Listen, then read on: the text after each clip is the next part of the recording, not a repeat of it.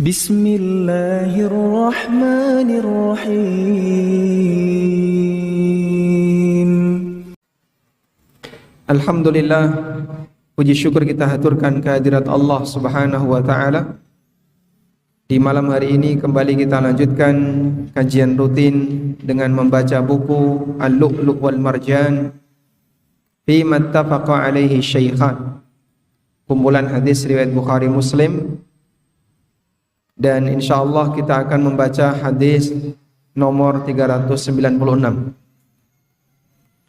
Hadis dari Imran bin Husain, dimasukkan oleh penulis di babun qada'us salatil faitati wastihbabu ta'jili qada'iha. Bab tentang mengqadha salat yang ketinggalan dan anjuran untuk menyegerakan pelaksanaan qadha.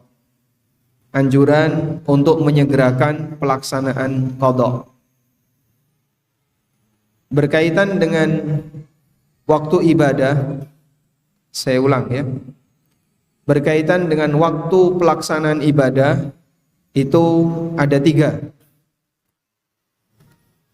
Yang pertama disebut dengan al-ada. Al-ada tulisannya alif lam kemudian hamzah dal, alif hamzah, al-ada. Al-ada artinya adalah melaksanakan ibadah sesuai waktunya. Kita sholat maghrib di waktu maghrib, sholat isya di waktu isya, itu namanya al-ada. Yang kedua adalah al-qadha. Al-qadha adalah melaksanakan ibadah setelah waktunya selesai, setelah waktunya berakhir. Seperti mengerjakan puasa Ramadan di bulan setelah Ramadan, baik di bulan Syawal, Dzulqa'dah maupun yang lainnya.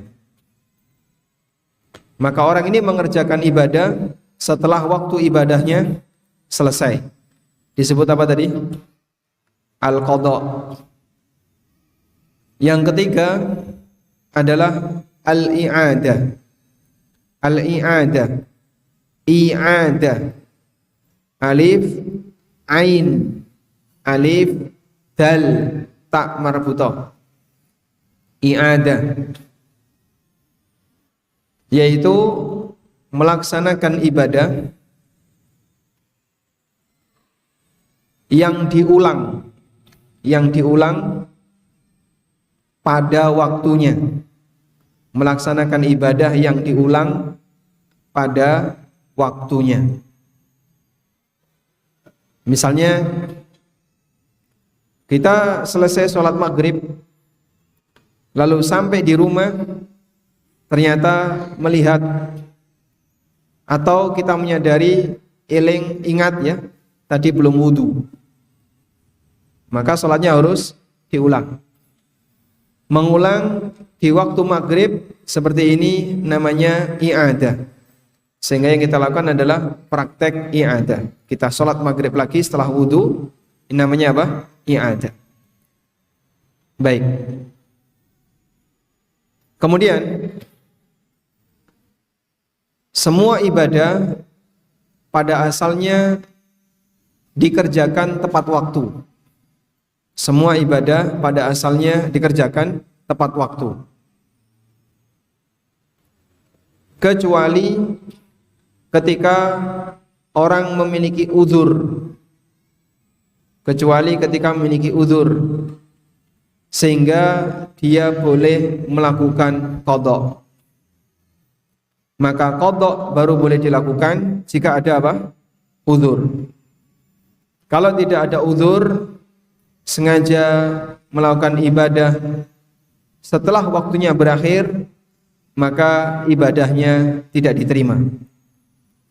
Allah Subhanahu wa taala berfirman, "Innas salata kanat 'alal mu'minina kitaban mauquta." Sesungguhnya salat adalah kewajiban yang telah ditetapkan waktunya bagi orang-orang yang beriman. Allah sebut salat sebagai kitaban mauquta, ibadah wajib yang ditetapkan, mauqutan, waktunya, yang ditetapkan waktunya. Sehingga apabila orang melaksanakan salat sebelum waktu, hukumnya batal, maka melaksanakan salat setelah waktunya berakhir, hukumnya juga batal. Karena itu pada asalnya orang tidak boleh melakukan qadha dalam ibadah apapun kecuali jika ada uzur. Orang tidak melaksanakan puasa Ramadan di bulan Ramadan, sengaja dia mau puasa setelah Ramadan, apa hukumnya? Batal. Karena dia tidak punya uzur untuk melaksanakannya secara qadha. Sengaja melakukan puasa Ramadan di luar Ramadan, hukumnya batal. Baik. Nah, kalau punya uzur, semua ibadah bisa diqadha. Baik yang bentuknya salat, puasa, zakat, haji dan umroh, semuanya bisa diqadha. Dan Nabi SAW pernah melakukan umroh qadha. Umroh qadha. Kapan beliau melakukan umroh qadha? Ya? Tahun sebelum Fathu Mekah. Nabi SAW berangkat umroh di tahun 6 Hijriah. Lalu beliau ditahan, dicegat, nggak boleh masuk kota Mekah. Akhirnya beliau bersama rombongan berhenti di daerah Hudaybiyah. Terjadilah kesepakatan yang disebut dengan Sulh Hudaybiyah atau Perjanjian Hudaybiyah. Tahun depan, tanggal 7 Hijriah, tahun 7 Hijriah, Nabi SAW melakukan umroh yang disebut dengan umroh qadha, sebagai ganti dari umroh tahun kemarin yang belum sempat terlaksana. Maka beliau melaksanakan umroh di tahun 7 Hijriah. Ini yang disebut dengan umratul qadha. Di tahun 8 Hijriah terjadi Fathu Mekah. Di tahun 9 ada Amul Wufud, tahun menerima tamu, Am Al-Wufud. Dan di tahun 10 Hijriah beliau haji wada. Tahun 11 beliau meninggal dunia sallallahu alaihi wasallam. Baik. Sehingga umrah qadha pernah dilakukan oleh Nabi sallallahu alaihi wasallam.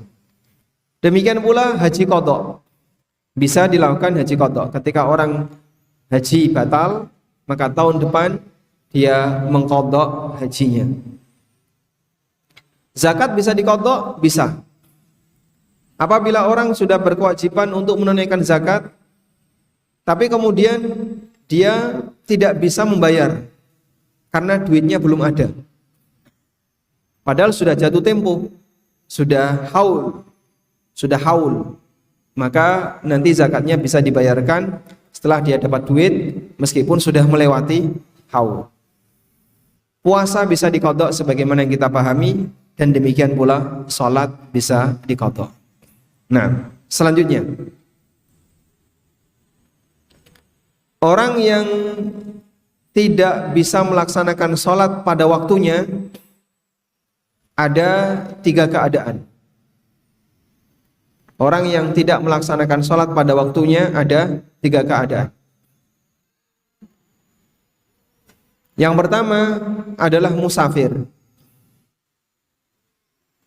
Untuk musafir atau orang yang sedang sakit, dia ketika tidak bisa melaksanakan sholat tepat waktu, dibolehkan untuk menjamak. Dan jamak itu bukan qadha. Jamak bukan qadha. Kenapa jamak bukan qadha? Karena rentang waktu sholat bagi musafir itu lebih longgar dibandingkan rentang waktu sholat bagi mukim. Bagi musafir, rentang waktu sholat duhur adalah dari duhur sampai selesai asar, sampai maghrib. Rentang waktu sholat asar dari duhur sampai selesai asar. Kenapa? Mereka boleh jamak. Karena itu seorang musafir, apabila dia masuk waktu duhur, lalu dia berkeinginan untuk jamak takhir, sehingga dia tidak mengerjakan sholat duhur, dia tidak disebut sebagai orang yang meninggalkan sholat dengan sengaja. Karena dia punya uzur untuk apa? Melakukan jamak takhir dengan uzur safar yang dia miliki. Paham di sini? Sebagaimana ketika dia memajukan sholat asar, maka dia tidak disebut sebagai orang yang sholat sebelum waktu, sebab dia punya hak untuk jamak dengan uzur safar. Maka bagi orang yang punya hak untuk jamak, rentang waktu sholatnya lebih longgar. Baik. Ini yang pertama. Sehingga bagi orang yang tidak bisa melaksanakan sholat tepat waktu, untuk yang punya hak jamak, maka dia boleh melakukannya di luar waktu dengan hak jamak, dan itu tidak disebut qadha, tidak disebut meninggalkan sholat. Dipahami ya? Yang kedua, orang yang tidak bisa sholat tepat waktu karena uzur ketiduran atau lupa.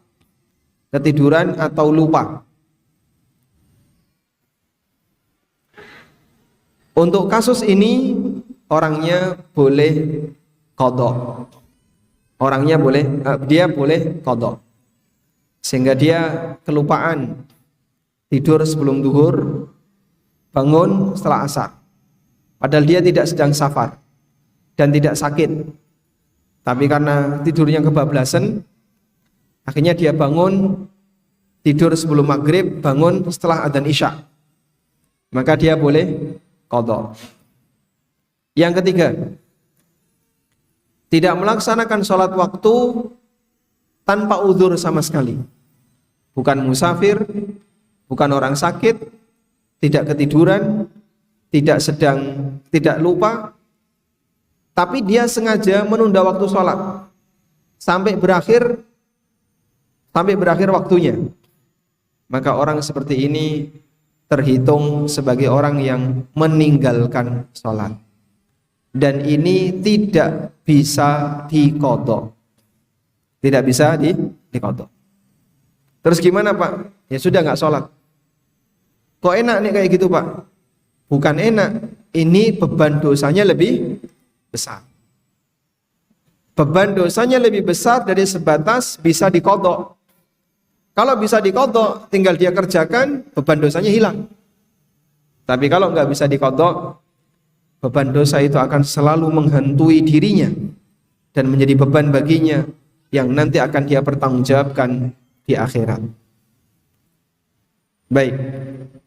Makanya kalau ada orang yang bertanya, saya taubat, dulu sewaktu masih muda sering gak sholat, bolong-bolong, bahkan di usia SMP, SMA sering sekali gak sholat.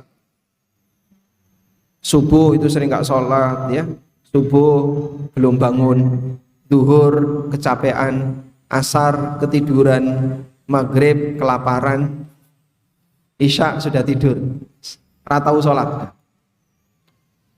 Nah ketika dia nggak sholat seperti ini selama bertahun-tahun, terus tobat, Pak, bagaimana cara mengganti sholat wajib yang saya tinggalkan selama bertahun-tahun itu?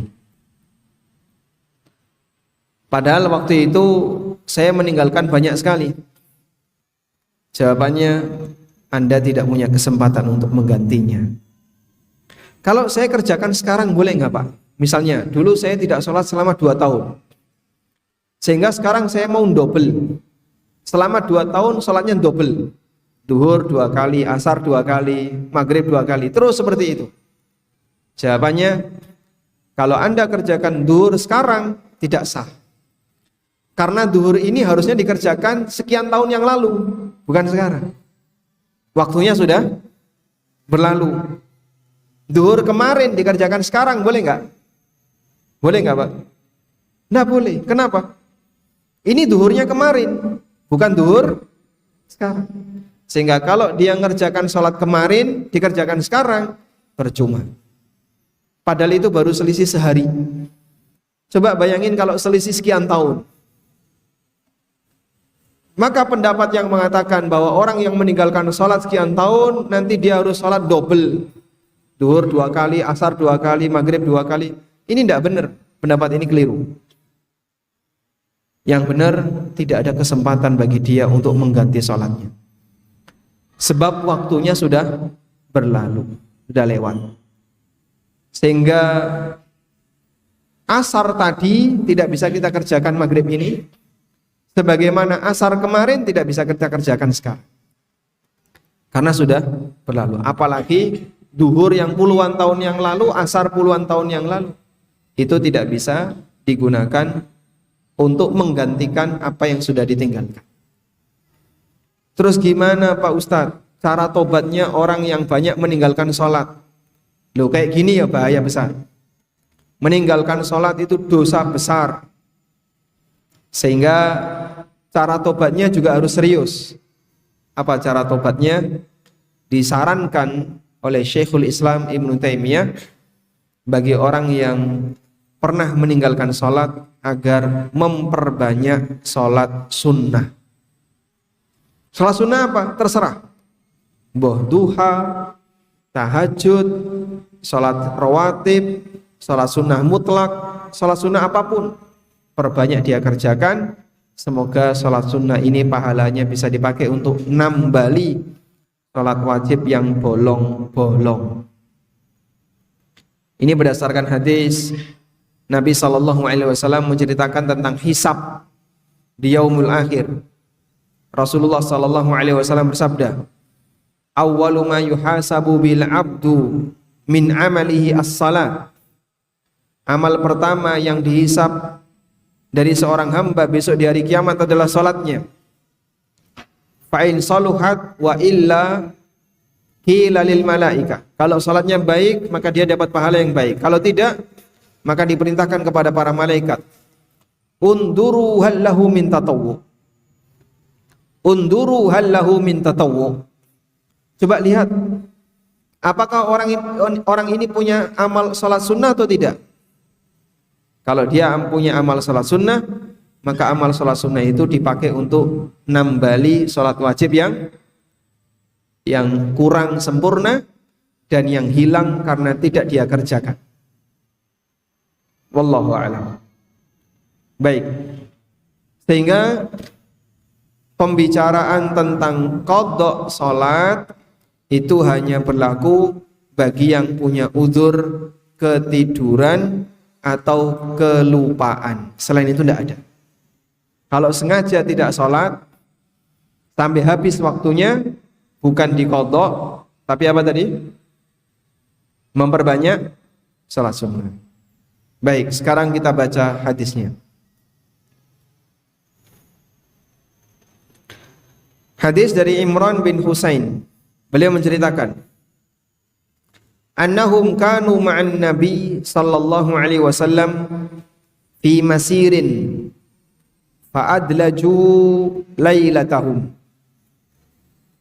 Bahwa para sahabat pernah melakukan perjalanan bersama Nabi sallallahu alaihi wasallam. Fa'adlaju lailatahum, lalu mereka melakukan perjalanan di malam hari. Adlaja yudliju itu artinya melakukan perjalanan di malam hari. Maka kalau ada orang namanya dalijo, itu berarti seneng keluyuran wengi. Bahasa Arabnya adlaja yudliju, apa tadi? Melakukan perjalanan di malam hari. Waktu malam itu bahasa Arabnya dulja. Da lam jim tak marbutoh ya. Itu namanya waktu malam. Nabi SAW mengatakan wa syai'um minad dulja. Gunakan sebagian di waktu malam. Hatta idza kana wajhus subhi, ketika mereka sudah mendekati waktu subuh, ar-rasu, mereka istirahat. Ar-rasu maknanya adalah nazalu akhiral laili li istirahat. Mereka singgah di akhir malam untuk istirahat. Faghalabathum a'yunuhum hatta irtafa'atis syamsu. Akhirnya mereka semuanya tidak bisa membuka matanya sampai matahari meninggi. Matahari meninggi. Sehingga semuanya tertidur lelap sampai matahari itu terbit sudah agak tinggi. Fakana awwala man istayqadha min manamihi Abu Bakrin. Orang yang pertama kali terbangun dari tidurnya adalah Abu Bakar. Wa kana la yuqadhu Rasulullah sallallahu alaihi wasallam min manamihi hatta yastayqidha. Dan beliau tidak membangunkan Rasulullah sallallahu alaihi wasallam dari tidurnya hatta yastayqidha, sampai Nabi sallallahu alaihi wasallam bangun sendiri. Wa kana la yuqidu Rasulullah sallallahu alaihi wasallam min manamihi hatta yastayqidha. Abu Bakar tidak membangunkan Rasulullah sallallahu alaihi wasallam dari tidurnya sampai beliau bangun sendiri. Fastayqadha Umar. Lalu Umar bangun. Masyaallah. Di sini ada orang-orang besar ya. Ada Rasulullah sallallahu alaihi wasallam, ada Abu Bakar, ada Umar. Ketiduran semuanya. Makanya kalau sekelas mereka saja pernah ketiduran sehingga tidak sempat sholat subuh, apalagi sekelas ustadz. Iya, Pak. Kok ustadznya ketiduran? Ustadz kok ketiduran toh? Jangankan ustadz, Nabi SAW saja, Abu Bakar dan Umar pernah ketiduran. Namanya orang kalau sudah capek ya seperti ini. Nah, faqa'ada Abu Bakrin inda ra'sihi. Lalu Abu Bakar duduk di dekat kepala beliau sallallahu alaihi wasallam. Faja'ala yukabbiru wa yarfa'u sawtahu hatta istayqadha an-nabiyyu sallallahu alaihi wasallam. Lalu Umar bertakbir. Takbirnya dikeraskan. Allahu Akbar, Allahu Akbar. Tangi turu takbir. Allahu Akbar, Allahu Akbar. Kenapa Allahu Akbar? Kaget ya. Karena bagian dari ungkapan kaget adalah Allahu Akbar. Kaget kenapa? Belum sholat subuh, tidur kesiangan, bangunnya kesiangan. Dan bagi seorang mukmin yang terbiasa dengan sholat subuh, ini heran, kaget dia. Sehingga saat bangun mengucapkan Allahu Akbar.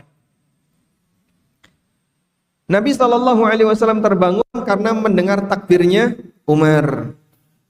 Fanazala wa shalla binal ghada. Kemudian beliau persiapan dan ngimami kami sholat subuh. Ngimami kami sholat subuh, insyaallah. Jadi sholat subuh setelah apa?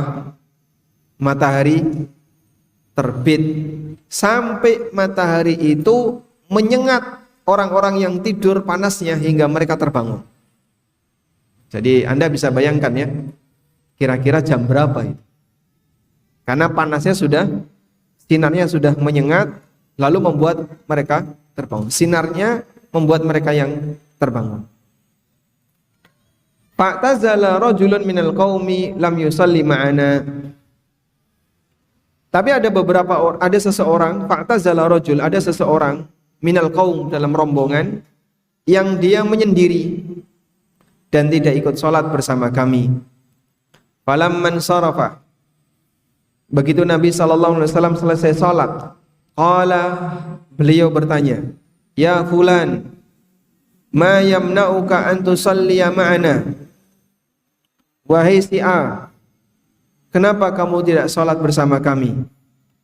Qala, orang ini mengatakan, asabatni janabatun, saya junub.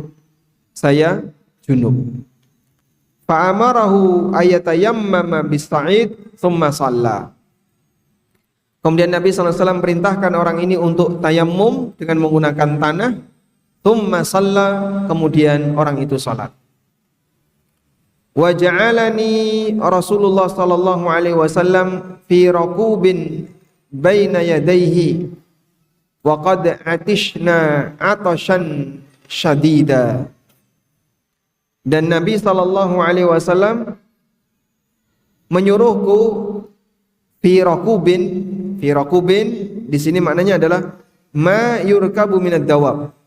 Untuk raqub di sini maknanya adalah kendaraan. Nabi sallallahu alaihi wasallam menyuruhku untuk nuntun kendaraan di depan. Dan kami ketika itu sangat kehausan. Fa bainama nahnu nasiru, ketika kami melanjutkan perjalanan, idza nahnu bimra'atin sadilatin rijlaiha, tiba-tiba kami ketemu dengan seorang wanita sadilatin rijlaiha, yang kakinya diseret, baina mazadatain, di antara dua kirba, di antara dua gentong. Mazada itu tempat minum di masa silam, dan ada wanita yang dia ngangkut dua tempat minum itu sambil jalan kaki.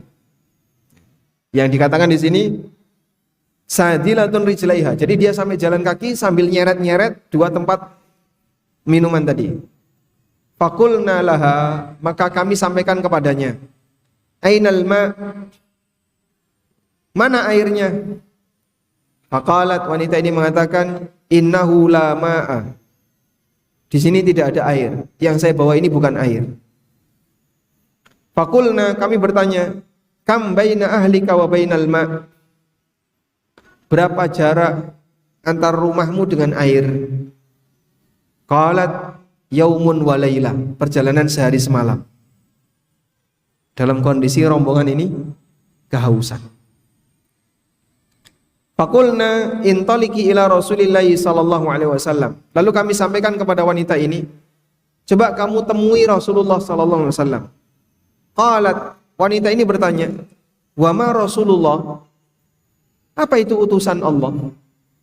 Dia bukan muslimah dan belum kenal dakwah, gak ngerti utusan Allah. Falam nukallimha min amriha hatta istaqbalna bihan nabiyya sallallahu alaihi wasallam. Kami pun tidak lagi mengajak bicara wanita ini sampai kami bawa wanita ini menghadap Rasulullah sallallahu alaihi wasallam. Fahaddatsathu bimithli alladhi haddatsatna ghaira anna haddatsathu annaha mu'timatun fa amara bimazadataiha. Kemudian wanita ini bercerita kepada Rasulullah sallallahu alaihi wasallam. Lalu dia menyampaikan kenapa dia menghadap Nabi sallallahu alaihi wasallam. Jadi ceritanya, tadi saya ketemu dengan sahabatmu terus diminta untuk menghadap kamu. Kemudian wanita ini bilang, annaha mu'timah, saya menanggung anak yatim. Dia menanggung anak yatim. Fa'amara bimazadataiha famasaha fil azlawaini fasharibna itashan arba'ina rajulan hatta rawina. Kemudian Nabi SAW menyuruh, mana dua kirbah tadi, dua wadah air tadi, bawa ke sini dua wadah air tadi. Kemudian beliau mengusap izlah. Izlah dari kata uzla, maknanya adalah famul kirbah, bagian mulut dari wadah tadi. Bagian mulutnya wadah. Namanya apa? Izlah. Diusap oleh Nabi SAW. Keduanya diusap. Kemudian para sahabat minum air yang berada dalam kirbah tadi. dan semuanya dalam kondisi kehausan. Jumlahnya ada 40 orang. Wanita ini sudah ketakutan.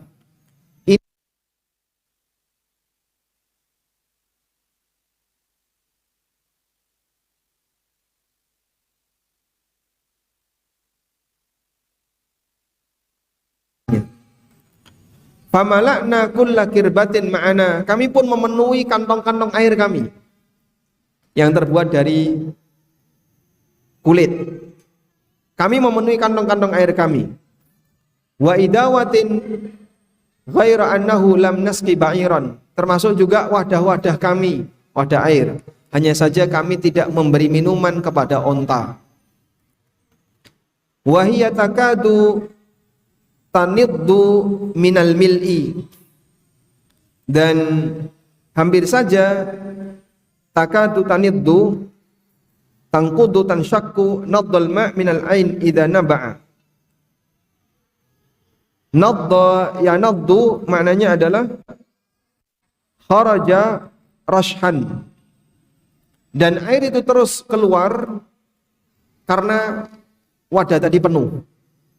Wadah yang dibawa oleh wanita tadi diusap oleh Nabi sallallahu alaihi wasallam sampai airnya itu mau keluar. Karena apa? Kepenuhan. Tsumma qala, kemudian Nabi sallallahu alaihi wasallam mengatakan, hatu ma indakum, kumpulkan sisa-sisa makanan kalian.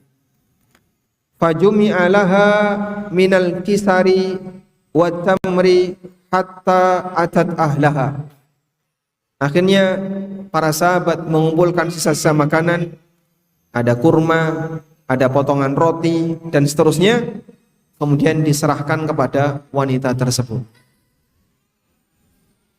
Qalat laqitu asharon nas.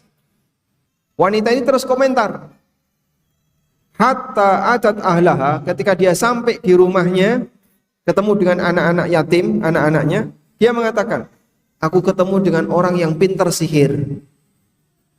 Aku ketemu dengan orang yang pintar sihir. Au huwa nabiyyun kama za'amu. Tapi kata sahabatnya dia ini nabi.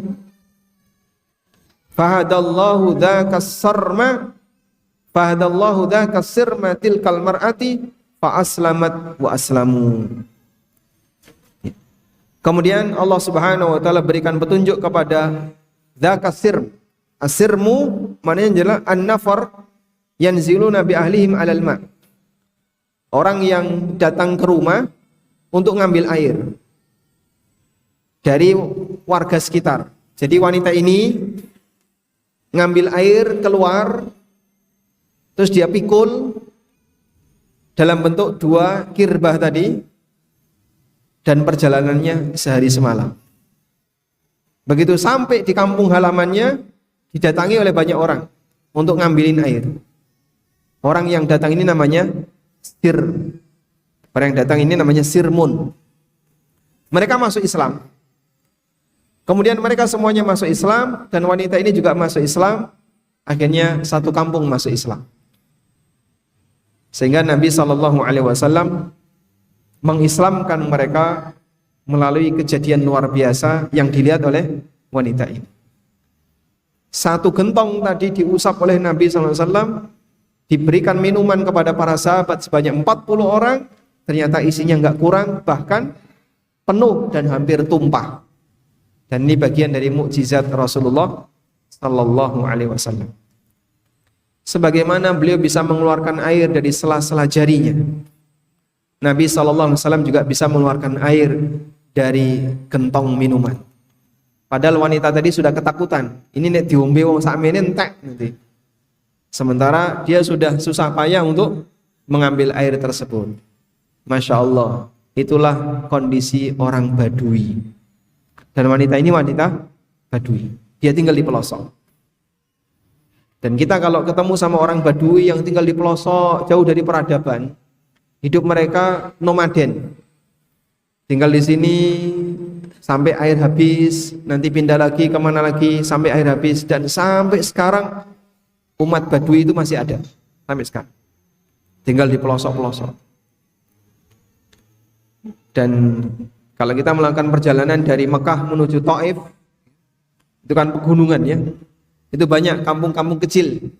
Isinya hanya beberapa keluarga, orang-orang Badui, dan mereka tidak punya bangunan yang permanen, hanya menggunakan kain-kain yang digunakan sebagai tempat istirahat. Kalau melihat kondisi mereka, Anda akan lebih banyak bersyukur kepada Allah Subhanahu wa taala. Kerajaan itu tinggal nancep metu banyune, Pak.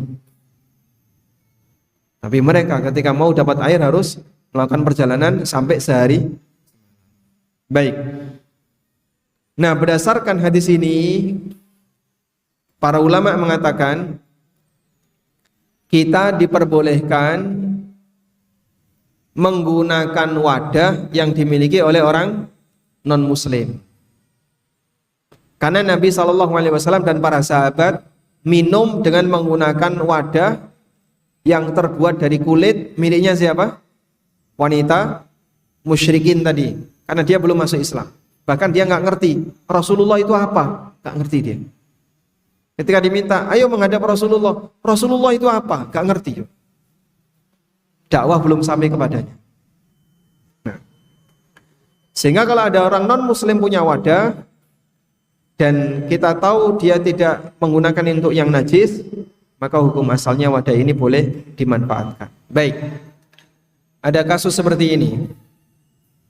Orang musyrikin menyembelih, lalu kulitnya, status sembelihan ini halal atau haram? Orang musyrik menyembelih, status sembelihannya halal atau haram? Haram. Lalu kulitnya disamak, kemudian dijadikan sebagai wadah. Kulit ini halal atau haram? Kulit ini halal atau haram? Haram. Kulit ini haram. Tapi apakah kulit ini suci atau najis? Jawabannya suci. Sehingga bedakan berkaitan dengan masalah halal haram dengan suci dan najis.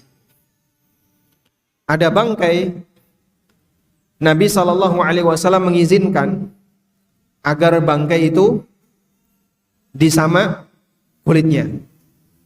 Dan beliau SAW mengatakan, tuhuru, cara mensucikan dari jildi ahadikum, jildil maita, ihabuhu. Cara untuk mensucikan kulit dari bangkai adalah dengan cara disamak. Sehingga ketika kulit itu disamak, meskipun itu bangkai, maka status kulit ini jadi suci. Tapi tidak boleh dimakan. Boleh digunakan, tapi tidak boleh apa? Dimakan. Ini wanita musyrikin. Dia menggunakan kulit hewan untuk wadah, sebagaimana tradisi dan budaya masyarakat Arab. Dan ketika dipakai wadah air, Rasulullah SAW dan para sahabat minum dengan menggunakan air ini. Dan Nabi SAW tidak bertanya, kamu dapat kulit ini dari mana? Maka ini salah satu dalil bahwa meskipun itu haram dimakan, tapi kulit bangkai atau hasil sembelian orang kafir statusnya suci jika sudah disamak. Dan apabila sudah dipakai wadah, maka statusnya sudah disamak. Dipahami ya? Maka sering sekali para ulama menyebut hadis ini sebagai dalil bolehnya menggunakan wadah dari kulit yang dimiliki oleh orang kafir. Kemudian dalam peristiwa ini kita bisa melihat bagaimana kondisi para sahabat ketika bermuamalah dengan orang kafir. Wanita ini sendirian. Sahabat lelaki 40 jumlahnya. Ketika mereka minta air wanita ini nggak dikasih awalnya, dan dia mengatakan nggak ada air di sini. Sampai sahabat bertanya, berapa jarak untuk bisa dapat air sehari semalam? Baik, andaikan kaum muslimin punya prinsip boleh membunuh siapapun orang kafir, wanita ini akan dibunuh. Tapi mereka tidak melakukan itu. Sekarang saya mau tanya, coba lihat Di buku, lihat di buku ya. Setelah Nabi SAW bersabda, siapa yang kelupaan, maka segera kerjakan salat ketika dia ingat.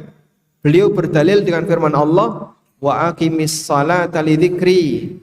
Kerjakanlah salat lidzikri. Nah, pertanyaan saya, tafsir yang tepat untuk kalimat lidzikri, pilihannya A, kerjakanlah salat untuk mengingatku. B, kerjakanlah salat ketika kau ingat aku. Yang benar yang mana? A atau B? Kerjakanlah salat untuk mengingatku atau kerjakanlah salat ketika kau ingat aku. Tafsir yang benar yang mana? A atau B? A atau B? Ada khilaf di antara ulama ya. Dan memang ada khilaf di antara ahli tafsir. Ibnu Katsir rahimahullah menyebutkan ada dua pendapat untuk tafsir ayat ini. Sebagian mengatakan kerjakanlah salat untuk mengingatku. Wa aqimis salata lidzikri, maknanya adalah wa aqimis salata litadhkurani. Kerjakanlah salat agar kau mengingatku. Dan ini sesuai dengan makna tekstual ayat. Tafsir yang kedua adalah kerjakanlah salat inda dzikrukali, ketika kau ingat aku. Dan ini tafsirnya Nabi sallallahu alaihi wasallam. Karena beliau ketika menafsirkan ayat ini, beliau kaitkan dengan kasus orang yang kelupaan ketika salat, maka dia kerjakan waktu ingat. Sehingga tafsir Nabi ini adalah tafsir di mana tidak jalan dengan teks. Tapi apa? Dia lebih kepada konteks. Kerjakanlah salat ketika kau ingat aku. Ketika orang lupa, kemudian ingat, maka kerjakan salat. Itu bisa pakai ayat wa aqimis salata lidzikri. Paham insyaallah? Nah, sehingga ada dua tafsir untuk ayat wa aqimis salata lidzikri. Walhamdulillahirabbil alamin. Baik, demikian yang bisa kita sampaikan. Semoga bermanfaat dan insyaallah di pertemuan berikutnya kita masuk bab yang baru, yaitu bab tentang sholatnya orang musafir.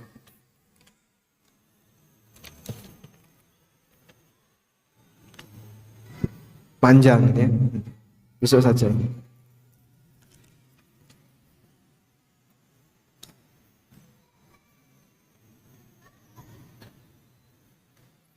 Ini ada pertanyaan yang intinya.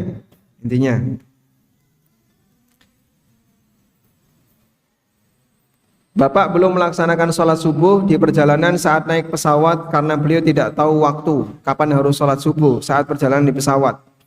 Dan qadarullah tidak ada yang mengingatkan. Umi saya pun demikian.